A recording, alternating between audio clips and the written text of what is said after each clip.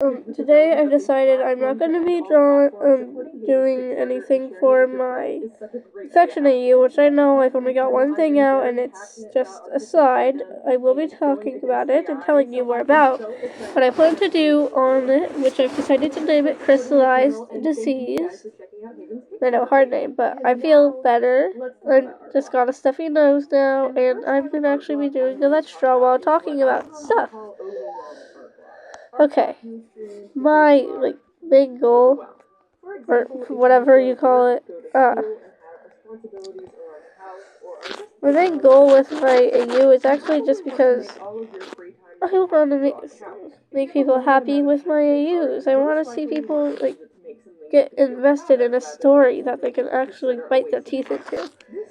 Something that they like or will love in the future. Something they can go back to multiple times and rewatch. A few that I love. For example, are Twisted Harmony, the Veil AU, Cookie Virus,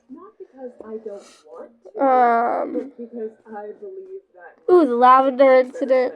Really good ones. I want something like that, where you can come back to it so many times, over and over, and still love it deeply. Something you can have whatever, watch whatever, still love it whenever you watch it. Because it's like a lot of people love watching things. They'll watch it over and over again. I want to be able to do that with my videos. I want something my audience will like. And I only got one posted, and it's not that big, and it's a YouTube video instead of a short. Even though I know shorts would be better viewed. And about my videos in general. I plan on making it in a format where I'll be doing mostly story slides or slides about how their stats are. Because I, believe it or not, cannot draw people or ponies or any animal moving for the life of me. It's actually kind of sad, but that's besides the point because I'm still happy with my art. I still love drawing, I still have a great connection with it. Doesn't matter to me. But I will be trying to do one or two scenes here and there. I may not draw them all the time, but I'm gonna try. And that's basically all I got to talk about, actually.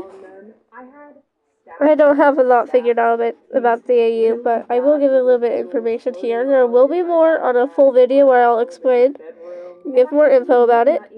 I plan on doing one of those information things. And most people who watch AU might not watch this video, so I'll just talk about it here separately too. I plan on start in the cutie mark. Chris, at first, if you're not bitten, you'll have this crystal formation on your cutie mark that starts growing. First it'll glow. It'll shine like it's a gem. Y'all already's cooked. Sorry. And then, stage 2, it'll start growing crystals out of it. And start growing down the legs. And out the stomach. Stage 3, the cutie mark will be completely covered by crystals. And the stomach will be opening up with crystals, along with the legs growing crystals out of the hooves, making crystal-like hooves. Stage 4. The pony will be consumed by crystals, and their bones will elongate, creating them to be taller, with sunken black eyes, as they are sink in. Sorry. And the last stage, stage 5, that one is actually a surprise. I will not be giving information about it because Stage 5, I'm actually planning on making a mutation. That's all you guys get to know about that stage for now. It's gonna be great. Okay. But it's gonna be awesome. And I hope you guys like it when I make the video. And please, no one judge it, because I am just a small creator. And I will admit, it's kind of upsetting that I try very hard on these videos, even though I have nothing, no setups, no nothing to make good videos. I still try, but the algorithm hides my videos from people. And I never get any likes, or shares, or subscribes, or my only subscribers are friends and family. And I don't think I've gotten more than 1 or 2 likes. And one of those, and it's really not, but I hope that my videos will eventually reach the right audience, even if I don't plan to be on YouTube for a long time. I'll be on the YouTube for as long as possible, but when I'm older, I might move away, or stop posting altogether. I'm gonna try, but I also want to take this time to give a shout out to one of my YouTubers that don't know me, because of course they don't know me, but I'd like to say something anyway. Sorry, my device is glitching. Y'all didn't see anything, right? No. I'm gonna check over the picture anyway. This might just be draft. But I don't even have any means to edit my videos or anything, so I am clearly not the best artist, and I don't mind that I have little likes, because, I mean, I'm just starting. I don't have the means to entertain or make really good art, because I just started. But it would really help if y'all support, and I hope in the future my videos are nice and calming and good for y'all and you'll like them. But right now, I know my videos aren't being viewed by the masses. But even to the few people who do watch my videos, thank you for watching, and it's helpful that you watch my videos at all, that I have anyone watching, even if it's only 1 or 2 people. Oh, the sponsor. I wanted to say something about Jixabee Fangsworth. JXMIE Fangsworth. His viewers, fans, I think, call him Jamie. But I wanted to say something about him because he is my favorite YouTuber. Out of all the YouTubers I've ever watched, he's the only one that's really stuck with me. And I've watched a lot of YouTubers in my time. But he is honestly the best YouTuber out there. And I love his videos to the death of me, I swear. I'll be on my deathbed and still be watching one of his videos. And I hope that his career, his fans, all those people, whatever, that watch his videos know how much he is like a great creator. But that's all I'm really willing to say right now. But I'm drawing a classic field scene on the app called Ibis Paint. I wouldn't mind if they sponsor me. They're actually the only drawing app I use. I don't have many brushes. As you can see, I'm currently using the smudge brush to give this guy like this look. And I am currently using the felt tip pen Hard as the brush I use for my base colors. Actually way easier than trying to buy the sponsorship or anything. I've been there. This phenomena I'm dubbing this is honestly the best art app I've ever used. It's not the greatest. There's so many good art apps out there. Better ones, I'm sure. But this one works for me, and I like it. So, I use it. If there's something you struggle with, you need to practice. Point blank, period. Now, And some people like many different art apps. Some people don't have money for art apps. And this one doesn't even cost anything. Please sponsor me, MS Paint, if that's possible. I'd love to be sponsored. But even if I never get sponsored from them, that would still be okay, because as long as I can say something, get the word out about this app being way better than it gets credit on most occasions. But this is actually a very common app that people don't use much, and more of a starter app. And I'm only a starter artist, but I plan on using this for probably my whole art career, because I don't have to pay for the brushes and the tools that I need, and it's just easier. And I can use pictures if I need for reference. I don't need reference for this, but it's nice to know that I could. And this is just a great app. Ooh. The choice is completely yours. Nobody is making you practice anything. If you are completely fine with the skill, I'm gonna be quiet now, though, or at least try to only say something if I need to, so you can enjoy. And there might be sound in the background because I am watching something in the background. I can go back and redraw this piece anytime I want. I still have the file on my iPad. If you've ever heard the saying, just make it exist first, you can make it good later, this is exactly what that means. The keyword here is can. I am not obligated by law to go back and fix every single thing I find wrong with this drawing once I've developed the skills I want. But I can if I want to, because it exists. You don't need to make it good later, but it needs to exist if you ever want to. Now, I obviously have a lot of experience with art blocks, specifically when it comes to performance. I sometimes don't allow myself to devote significant time to drawing purely for fun, unless I've output content that meets my standards. And that's not healthy. Don't do that. Except, it's not always that easy. In a perfect world, when I don't feel motivated to make art for a video, I would go take a break and come back to it whenever I feel ready. However, I got bills, man. I'm very privileged to have YouTube be my full-time job, and part of that privilege means I have to have the discipline to keep a healthy... Yo, what do you think about the clouds? Comment down below.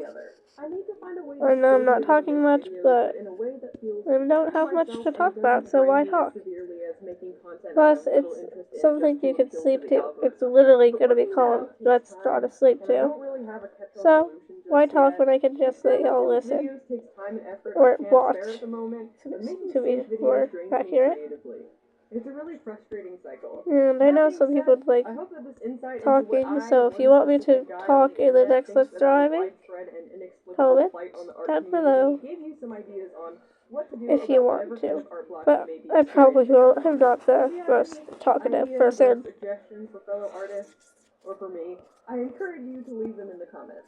Thanks so much to the people who paid for me to take December and January off so I could play 140 hours of Red Dead Redemption 2, my $7 patrons who are listed on the screen, and my $10 patrons, Fantastic Artist, Little Wolfie, Dune, Zigobuzz, Wishing Star, Speckadoodle, Jack, Kyrie West, and Bumblebee, as well as all of my other patrons, all of my subscribers, everybody who watches this video, everybody who likes and comments.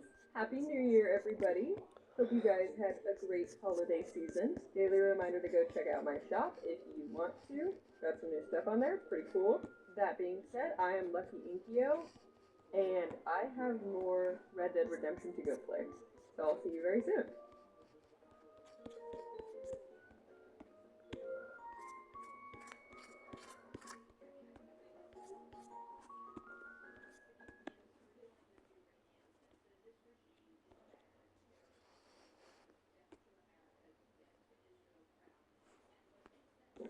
Looks like Amazon understood the assignment. Welcome to Celebrity Substitute, where Amazon delivers everything our star substitutes need to help their students ace the day. Find it all on Amazon.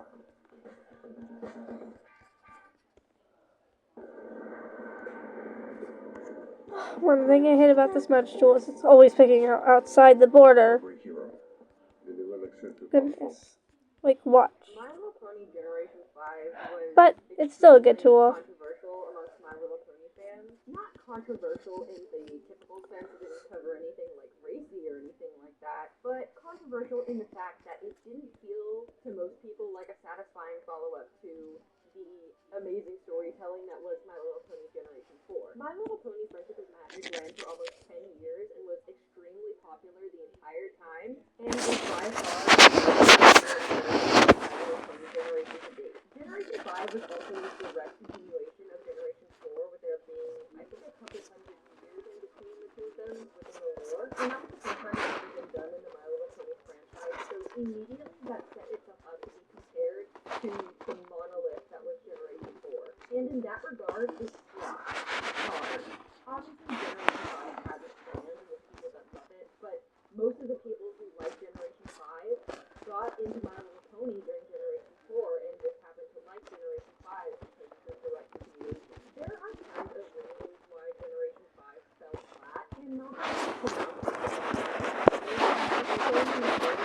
and I haven't seen a single My Little Pony Generation 5 toy, and I saw My Little Pony toys long after Generation 4 ended. So where did Generation 5 go wrong?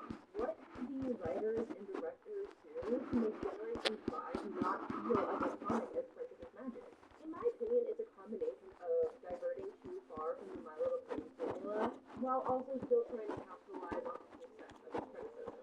I've stated this before in my redesign videos, but the My Little Pony Generation 5 characters feel like knockoffs of the Friendship is Magic characters. I made comparisons like Zip and Rainbow Dash, Izzy and Cutie Pie, etc. Another thing I've seen receive heavy criticism is the modern aspect, specifically in Zephyr Heights, where the franchise they have high-rise buildings, live streams, all who feel to be very much technology-driven use of today, but that made the film feel dated upon release. And for reference, it released in 2021. In my personal opinion, another problem I have with Generation 5 is I don't feel like they pushed the design as far as they could have. I think it's interesting they took a risk with adding a boy into the main lineup, and none of the character designs really impressed me. And they don't have to be complicated in order to be memorable like before. Despite the simplistic art style, they all have very strong silhouettes and personalities, and that's what I really enjoy about Generation 4. And so I went to combine all of the things that I like about Generation 5, all of the things that I absolutely love about Friendship is Magic, and made what I hope is a satisfactory concept for a potential Generation 6. Starting off with my guideline sketches, I didn't know necessarily if I have all of the characters in one particular story, but I think it's important to show that I was designing these characters next to each other. I was referencing each of them whenever I needed to run ideas, and I wanted to make sure they all fit in harmoniously with one another. I wanted their poses and positions to convey their personalities, and having them next to each other made it easier for me to design them as a group unit instead of just individual characters. One thing I loved about Generation 4 was the color variety. Friendship is Magic had especially bright colors that all contrasted with each other, and even characters that had similar color schemes were very different. Like Twilight and Larian are both unicorns with purple as their main color, but because of the different shades of purple and different aspects of their design of their silhouette, they both stand apart but also look good next to each other. And it might sound a little crazy for saying this, because I really don't have anything to base it off of, but the main six from Generation 5 just don't have that same color harmony.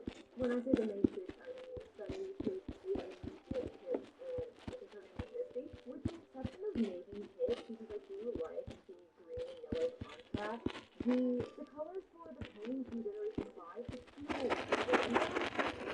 If it's because the colors are too similar or the colors are too different, I feel like the colors for Friendship is Magic were always very thoughtful and heavily relied on color theory, like the way that color plays into emotions. And I feel like Generation 5 just doesn't do that, but let me know if y'all think the same. I may be biased, something that I really loved about 2016, arguably and very tentatively, each member of the main six represented a color of the rainbow, with the exception being green. They didn't really have a color who was supposed to like green coded, I guess. Which I think is common for girl code actually. I think green is the color they leave out the most. But I think it's really fun when a group has six members and each member is assigned a color of the rainbow and then you can create a color scheme for them based off of their main color. That's how I like to design my characters. You can disagree, it's fine. There are definitely more interesting ways to create. Look at the grass detail. What do you guys think? It also makes for easy contrast because each of the colors of the rainbow already have colors that contrast it and are complementary to it, so it makes it easier to build a color scheme. But now that I've gotten my thought process out of the way, let's go ahead and get into the first pony. So my first pony that I designed for the concept is named Cherry Pie, and despite what you think, she's not meant to be like a Pinkie Pie successor, she just happened to share pie in her name. In addition to colors of the rainbow, I also really enjoy when characters have a certain stereotype or archetype that they work upon. So by the end of the show, they've broken out of those stereotypes. Basically, it makes for easy character development, the story writes itself essentially, and Pie is the big sister archetype. She's caring, nurturing, a little bit stubborn, but always puts her family first. And she has a really big family. Cherry Pie is the oldest of 7 siblings. And both of her parents work full-time, so she's the primary caretaker of all of their little siblings. But Cherry's dream is to be a singer, and she is torn between her obligation to her family and her desire to chase her dreams. So that's basically her character arc. Cherry probably gave me the least trouble design-wise. She took a little bit of inspiration from a Generation 4 character named Cherry Jubilee, since she appears in the Mississippi episode of Princess Magic. And I really like the contrast of a creamy coat with dark red cherry hair, but instead of an earth pony, Cherry is a pony type. I wanted to keep with the running theme of 2 of each pony type. A lot of new generation My Little Pony concepts that other artists have made include the different species in Equestria, like the Huron, the Hippogriff, the Griffin, but I really wanted to draw ponies, so all of them are ponies. The reason I made Cherry a pony specifically is because I think a very funny visual gag could be her trying to wrangle her siblings and using her wings like her arms. That, and when she performs, I think it would be very visually interesting if she could fly, and so that is Cherry Pie for now. This is going to be our first familiar face. Something that every single generation of My Little Pony, except for Generation 5, has done is repurpose ponies from previous generations and turn them into new characters. Some off of the top of my head are Rarity, Pinkie Pie, and Rainbow Dash. And so 4 out of my 6 ponies are actually repurposed ponies. This next pony is the Starburst, which is based off of Sunburst. I did not change Sunburst's original design that much. He still has basically the same silhouette and color scheme. He also has pretty much the same personality and demeanor, but you may notice that instead of a unicorn, he's an earth pony. And so you may be thinking, how is he supposed to do anything magic and books and everything like that if he can't practice magic? And that's the funny part. All of that is still his special talent. He just can't practice magic. He studies and memorizes spells, and he can't perform them. His entire gimmick is that he's the nerd of the group. He likes magic and wants to learn everything there is about magic, but he can't perform it himself. And so his whole character arc is him trying to adjust to the fact that he was not born in what he thinks is his right body. He knows that he's supposed to practice magic and learn spells. He's got his beauty mark for it, but he just can't. Other than actually practicing magic, his entire dream is that he wants to teach at this very prestigious magic school. You may notice a running theme with all of his characters. They're all trying to follow a dream that they feel like is unattainable. And yeah, it definitely feels like his dream is unattainable. But you'll just have to see how he deals with it. Design didn't end up changing very much in his original. I just incorporated more of the teal to give him a pop of color. So that is Starburst, and he is my favorite. Next is another character that I've stolen from a previous generation, but not from Princess Magic. This is Wisteria with a Y, and she was originally a Generation 3 pony.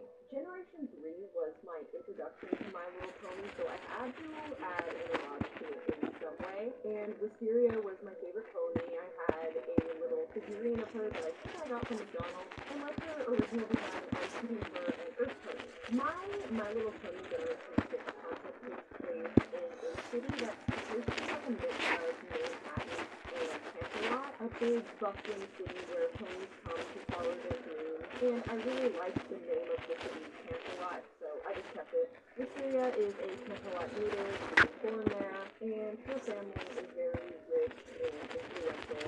They own a huge company that she is expected to inherit one day. If I had to compare her to another character, it would probably be Pacifica from Gravity Falls. She's not as mean, but she is spoiled and comes from a place of privilege, which makes it harder for her to relate to other ponies her age. Her dream isn't to inherit her family's business. She actually wants to build her own business and build her own legacy rather than just the legacy of her family. And so being friends with the other members of the Nine Six personality, especially Cherry Pie, they're supposed to be sort of foils of each other. Cherry Pie comes from a big family. She's definitely not rich. She has a lot of responsibility and has to work for anything that she wants, whereas Wisteria has always had everything handed to her, and so they butt heads a little bit at the beginning of the story. Wisteria isn't rude by any means, she's just a little bit insensitive, sometimes can't see past her own snout, so that will definitely make I kept Wisteria's original purple coat, but I actually made her mane a sort of turquoise, just because I feel like the lineup was needing a bit of green. So that's Wisteria, very simple, very cute. Next, yet another very familiar face. This pony is meant to be an iteration of Scootaloo. She's specifically based off of Friendship is Magic Scootaloo, but I believe that Scootaloo has been present of every generation of My Little Pony. I didn't keep the name Scootaloo though, because I don't like it very much, honestly. And so her new name is Soul, for Summer Solstice, and she is actually Starter's sister. She's probably about half a decade younger than her, so she's about college age, where she's in sophomore or junior year of high school. And just like Friendship is Magic Scootaloo, she has small wings, and also she doesn't have her cutie mark yet. Soul was also very easy. She ended up having a very similar color palette to Scootaloo. I really do like what they tried to do in Generation 5 by making two of the characters siblings, because there's a lot of fun that can be had in storylines involving sibling drama and whatnot. I just personally don't think that they pushed it far enough. I honestly have the least to say about her. I feel like it's too straightforward. And so, this is Soul, Summer Solstice. Next one will be familiar to you if you've watched my videos before.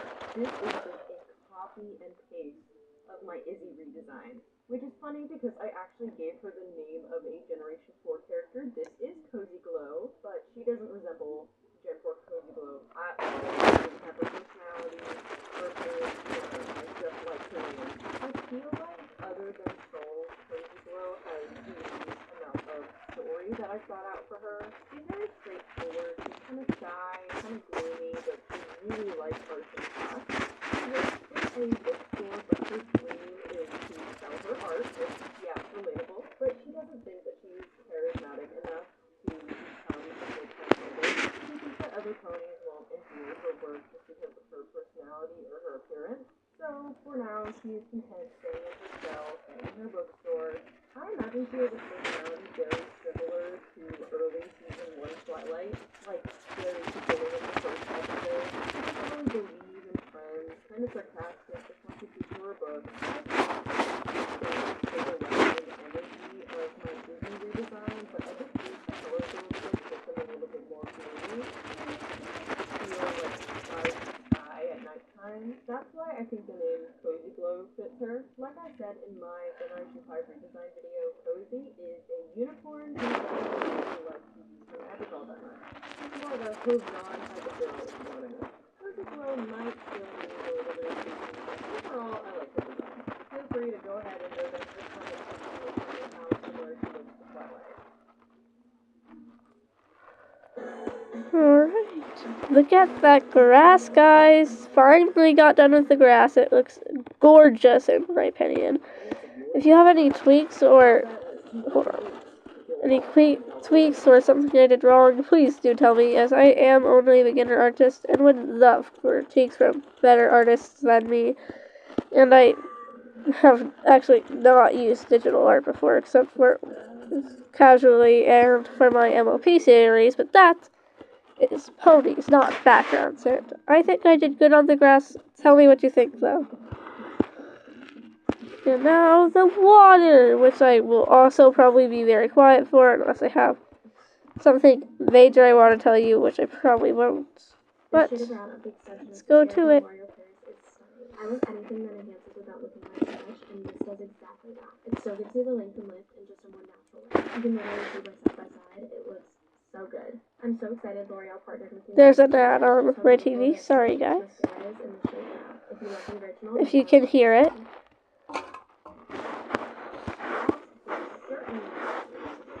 Our main character of Generation 6. This is Christy. Really similar to Generation 4 personality and design, but I just thought it would be very interesting if she had the main character spot. So she is who we follow for the entirety of the series. That's relatively recently in terms of when the story starts, so she moved to Canada. She thought that she would get to be a star. Her special talent is still like magic tricks, but she thought because she got her cutie mark or something like that, that she was just destined to be the greatest musician of all time. So she moved to Camelot, the big city, to make the dream come true. And when we meet her, she is working as a business at a bank. Her dreams do not turn out the way that she wants them to. Her character arc is her learning the hard way that talent can only get you so far, and that if you want to be great and powerful, you have to put in the work. And she does not like that one bit. If you can't tell, I am projecting onto Christy a lot. She may be a little bit of a self-insert. I am so sorry, but that's just how we do things on this channel. Still very recognizable, pretty much the Jackson Cole team. And that brings us to the group as a whole. You may have noticed already that none of them have cutie marks. They have cutie marks in the story, I just haven't really solidified their designs yet, because talents and dreams and what you're meant to do are very important in the story, and cutie marks are very much directly tied to those things. So I wanted their cutie marks to be special, but just for the sake of the video, I drew some little sketches of what I imagine their cutie marks look like, and you can tell me what you think in the comments. But here is the whole gang together, and I love them so much. The video is not over yet though, because I actually ended up doing more sketches after I finished the main piece. I wanted to draw all sketches for me, but I actually didn't have time to end up doing this for me. So maybe this video warrants a part 2, I don't know. But I wanted to go a little bit more in depth on some of the lore that I've imagined for this world. The first thing is what Starburst actually ends up doing with the fact that it's practice magic. I knew that the series needed a character who could become a marketable plushie, and so Starburst has a little dragon pet that I have not named yet. But basically, this little flying, hovering dragon thing can practice magic. And so Starburst thinks that he can teach this little pet spells, and then it'll be just as good as if he had a horn himself. The problem is, this little dragon thing does not want him to win. So that would be a gag throughout the whole story, that they have to learn to work together.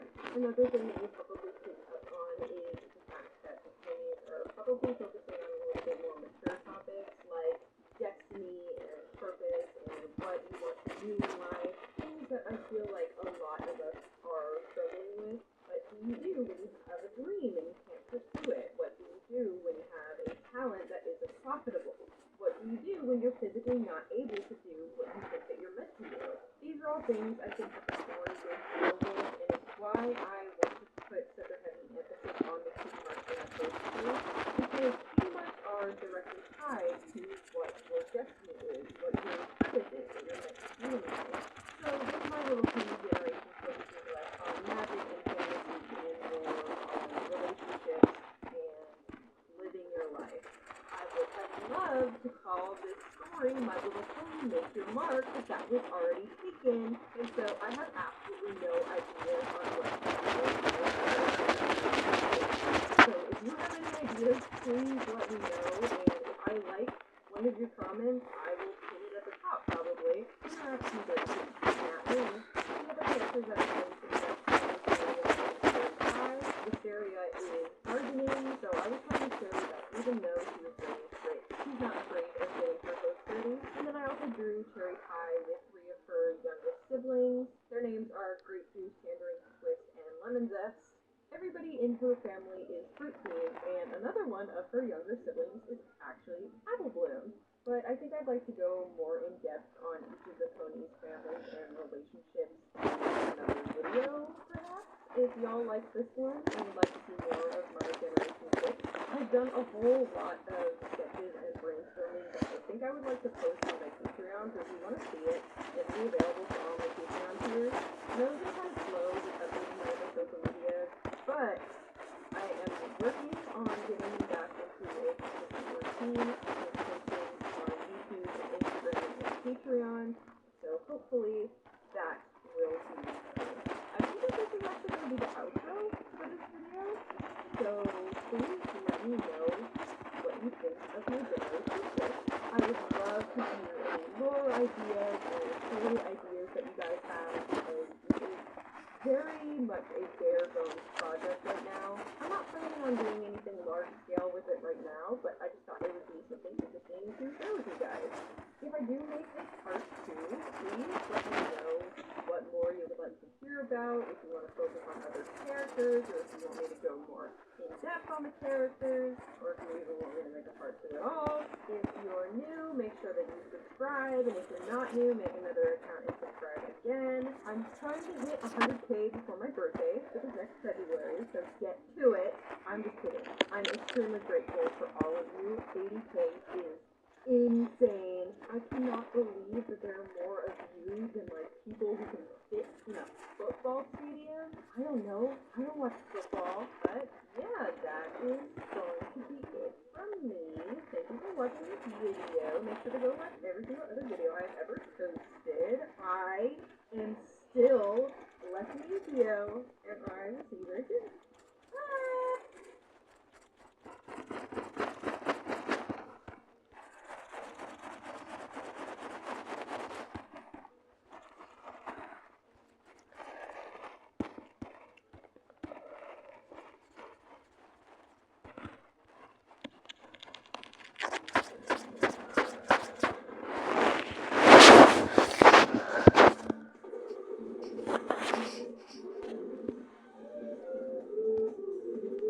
Refresh the everyday with Mentos Gum. Yes to fresh.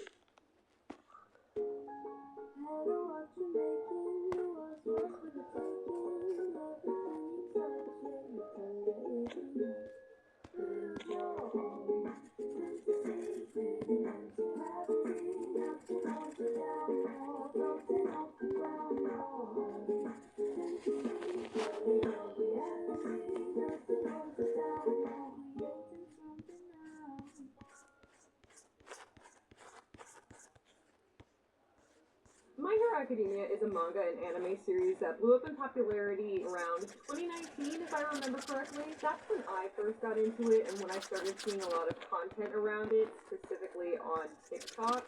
If I had to give an explanation as to why My Hero got as big as it did, I'd say it's probably a mix of the boys being attractive and the world being unique enough to make for a new, interesting story, but not too unique so that nobody knows what's going on. It's also incredibly open-ended and infinite in the amount of stories and characters you can create because of the diversity in the power system in the story, which are called quirks.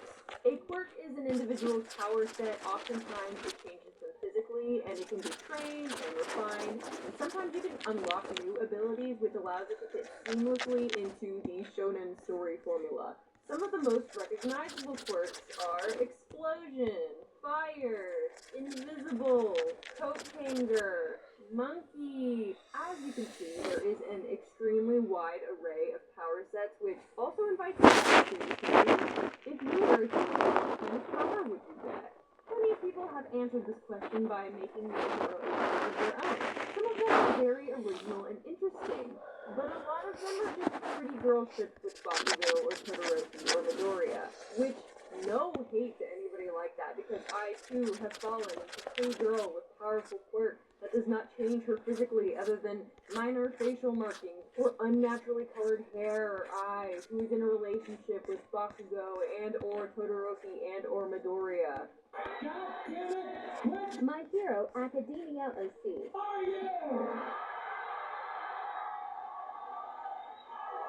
We can't possibly all be Pretty girl with white or black or pink hair. It is not mathematically possible. Someone needs to be that stupid. Not conventionally attractive student of any class other than 1A. There's also been an influx of AI My Hero OCs that are even more homogenous than My Hero OCs normally are, which is saying a lot. I talked about my original My Hero OC from 2019 in my self-shipping video, which checked off every single sinful box that you can check. Overpowered quirk that doesn't affect her conventionally attractive looks, check. Sympathetic backstory, check. Has Bakugo / Todoroki / Midoriya in love with her? She gets 3 checks for all 3 of them. So, while I don't normally make discussion videos because those require scripting and depth and coherent thought, I thought it would be fun to talk about my experience in the My Hero Academia fandom and what I think about all of it, because everyone wants to know the opinion of some guy on the internet. Don't care, didn't ask is not in my vocabulary. But what I do care did ask about is this video's sponsor, Milanote. I am legitimately not exaggerating when I say that Milanote has changed the way that I make my videos. Because I primarily do character design, it is really beneficial for me to have a mood board of characters or pictures that are inspiring the design that I'm making, and Milanote is hands down one of the best planning tools I've ever used. If for some reason you've never heard of it, Milanote is the perfect tool for organizing creative projects. It's a customizable workspace allowing you to drag and drop pictures, text, color palettes. I've even gone overboard with a bunch of GIFs. It's like an infinitely customizable digital bulletin board, making it insanely easy to consolidate all of your ideas into one place. Since in this video I'll be drawing my own My Hero Academia OC, I decided to use Milanote to plan out their redesign. And I feel like this board for Cure Comics specifically illustrates how versatile Milanote is, because as you can see I have text, color palettes, pictures, captions, videos, entire paragraphs, and if I need to move any of it around or move it to a new board, I can just drag to select and then just drop it into a new place. Within multiple pages or documents worth of planning was able to be easily consolidated into one Milanote board. If you find yourself struggling with where to begin, Milanote has tons of pre-made templates for you to use, with templates for everything from productivity to schoolwork to logo design to creative direction. Pretty much any possible project you could be working on, Milanote has a template for you to get started. Designing and planning is so much less daunting now that I have a tool that can adapt to my design needs, whether I'm designing something complex or something simple. Plus, whenever I'm ready to share or if I just want to show my friends, Milanote allows you to share a simple link to your board that your friends don't even need an account to view. I highly recommend Milanote for all artists or anybody who does any sort of planning, especially if you're interested in making your own character designs, because Milanote will make the planning process feel like a breeze. When you want to get started with Milanote, which I highly recommend that you do, I guess that's the best the water will get, but all of these great features are 100% bro, the water looks so there's weird. no commitment, and it's Okay, I can't adjust it now. I'm just gonna make the ground of it. continuing to support the channel. And now, a bit of a spoiler warning. In case it wasn't obvious, this video will contain spoilers for the My Hero Academia anime, so you have been warned. And in order to make this do better than the algorithm, I've put all my notable talking points into an internet-friendly numbered list. Bullet point number 1. Why so dramatic? My Hero Academia self-insert OCs tend to have some of the most YA novel alpha male X not like other girls TV drama storylines that I have ever seen in any fandom. Possibly my favorite video on the entire internet is Hey you! I'm so hot eating a monster! Which has like a slowed and reverb version of Latch by Sam Smith playing it dramatically in the background to emphasize that if this were an actual moment in the show, this would be groundbreaking and character defining, and edits would be made of it, and it is completely serious. And the worst part is that there are so many moments like this in canon, so it's not even a stretch. It's yours! Your quirk, not his! No! Tell me! What's on your mind? Your hoof, your beard, everything!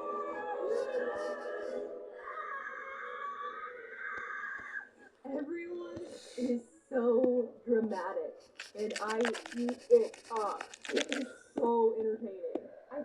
a very Okay, large this looks weird. factor The water of looks why weird, people but I might guess grow that's fine. This is because the best I'm gonna normal get. conversations that move I know it was a forward short into how to yelling matches full of emotional depth let's draw to that sleep move the too, but story forward. I think Everyone it who did might good. watch I'm Story actually has a pretty series happy of with it songs because from I'm its not good at animated music videos in doing their brain huge that are drawing dramatic and things, existential but and I way did add too one serious. little thing. And My Hero Academia is like an entire 7-season TV show just full of moments like that. And everybody wanted to be in on that action. Imagining yourself as a strong, dramatic protagonist trying to get through to a friend or a villain with banger one-liners like, "And I'll give you as much blood as you want, and I still want to talk about run with you, baby go!" It's just a lot of fun, even if it's extremely cringy. Bullet point number 2.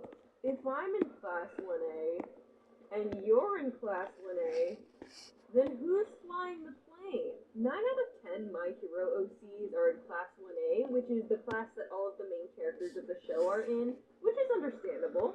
No one wants to write about being in the other class while Midoriya and Bakugo are doing whatever this is. But each class at UA has a capacity of 20, and there's already 20 students in Class 1A.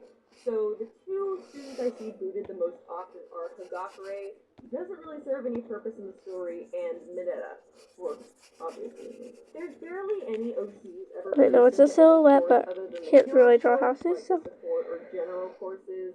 Me personally, I would be in the never business mind. course, I guess I in can't my finish opinion. it. Mostly But because at least those it looks like courses are something. for boring normal people, but we also don't Look at know this. a lot about So the pretty. students I in actually them. did good. There's less motivation to make things Bye.